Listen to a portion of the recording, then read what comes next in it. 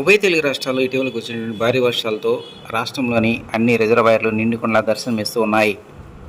కర్నూలు జిల్లా శ్రీశైలం డ్యామ్ వద్ద ఇప్పటికే ఎగువ నుంచి నీరు వస్తున్న నేపథ్యంలోనే అన్ని గేట్లు ఎత్తివేసినటువంటి నేపథ్యంలోనే అటు తెలంగాణ ఆంధ్ర రాష్ట్రం నుంచి సందర్శకుల తాకిడి బాగా పెరిగింది.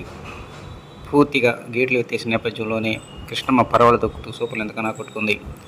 సెలవు దినాలు కావడంతోనే మంగళగిరి ప్రాంతానికి చెందినటువంటి అనేక మంది ప్రజానీకం శ్రీశైలం డ్యామ్ చూడటానికి తరలి వెళ్లారు. ఈ దృశ్యం మరో కొద్ది రోజుల పాటు శ్రీశైలం ప్రాజెక్టు గేట్లు తెరిచి ఉంచే అవకాశం ఉన్న నేపథ్యంలోనే సందర్శకుల తాకిడి మరింత పెరిగే అవకాశాలు ఉన్నాయని అధికారులు చెబుతూ ఉన్నారు.